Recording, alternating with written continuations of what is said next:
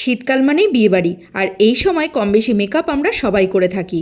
আর এই মেকআপ করার আগে স্কিনটাকে যদি এইভাবে এই রেমেডি দিয়ে রেডি করে নেওয়া যায় তাহলে কিন্তু মেকআপটা আরও বেশি করে ফ্ললেস আর লং লাস্টিং দেখাবে। চলো তাহলে রেমেডিটা এবার রেডি করে নিই। ফেস প্যাকটা বানাবো চালের গুঁড়ো দিয়ে, সেই জন্য দোকান থেকে কিনে নিয়ে এসেছি। তারপর মিক্সিতে দিয়ে এর একটা ফাইন পাউডার তৈরি করে নিয়েছি। এবার একটা পরিষ্কার বাটিতে নিয়ে নিচ্ছি 1.5 চামচ পরিমাণ মতো চালের গুঁড়ো। ফাইন পাউডার করে নিলে কি হবে, চালের গুঁড়োর যে বড় বড় দানাগুলো থাকে সেগুলো স্কিনের কোনো ক্ষতি করবে না।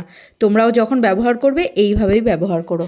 পরবর্তী উপকরণ হিসেবে নিয়ে নিচ্ছি কোকোনাট মিল্ক পাউডার।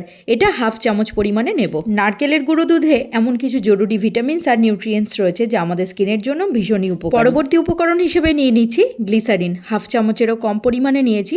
আমার যেহেতু অয়েলি স্কিন তাই আমি শীতকালে গ্লিসারিন ব্যবহার করি। এবারে এই সব কিছুকে মিক্স করব টক দই দিয়ে। টক দই যতটা প্রয়োজন ততটাই নিতে হবে। আমি প্রথমে যেটুকু নিয়েছিলাম তাতে মনে হলো যে আরেকটু প্রয়োজন আছে, তাই পরে আবার আরেকটু অ্যাড করে নিয়েছি। খুব ভালো করে সব কিছুকে মিক্স করে নিয়েছি। এবার 10 থেকে 15 মিনিটের জন্য এটাকে সেট হওয়ার জন্য রেখে দিচ্ছি। তারপরে চলো দেখাচ্ছি কিভাবে অ্যাপ্লিকেশন করতে হবে। ফেস প্যাক অ্যাপ্লাই করার আগে মুখটা খুব ভালো করে ক্লিন করে নেবে। আমি স্নান করার সময় ভালো করে ফেস ওয়াশ করে নিয়েছি। এবার ফেস প্যাকটা অ্যাপ্লাই করার আগে মুখে গোলাপ জল স্প্রে করে নিতে পারো, কিংবা প্লেন জল দিয়েও মুখটা খুব ভালো করে ভিজিয়ে নিয়ে তারপরেই কিন্তু ফেস প্যাকটা অ্যাপ্লাই করবে। ড্রাই স্কিনে বা শুকনো মুখে কখনোই ফেস প্যাক অ্যাপ্লাই করবে না। 15 থেকে 20 মিনিট, তার বেশি কিন্তু একদমই নয়।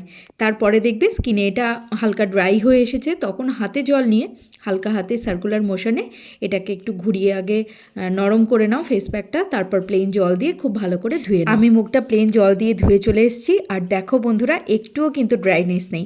তোমরা হয়তো ক্যামেরায় দেখে কিছুটা হলেও বুঝতে পারছো যে একটুও রাফনেস কিন্তু স্কিনের মধ্যে লাগছে না। একটা আলাদাই কিন্তু ময়শ্চারাইজ লাগছে আমার স্কিন। দিনের বেলা যদি এই ফেস প্যাকটা তুমি অ্যাপ্লাই করো তাহলে অবশ্যই কিন্তু সানস্ক্রিন ব্যবহার করতে ভুল করো না।